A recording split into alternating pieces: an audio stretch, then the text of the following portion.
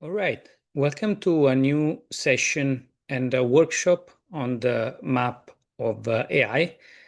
If you've been following me for a while, you know that I've been doing this for quite some time now.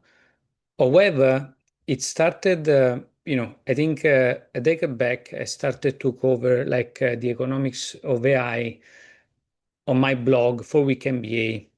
And back then, it was something completely different. And then, of course, the moment in which really the map of AI crystallized in a way that was way more similar to the analysis that I'm doing today was, as you can imagine, in the post ChatGPT era, right?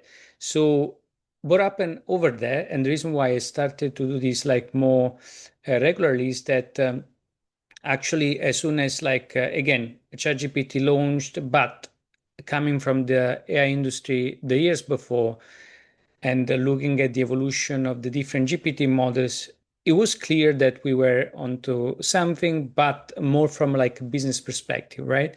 So the real jump really happened when, for instance, ChatGPT came out, because really it created that sort of like consumer traction that they created like the first buds and caught everyone off guard in terms of like where and what capabilities we had finally with this new paradigm of AI.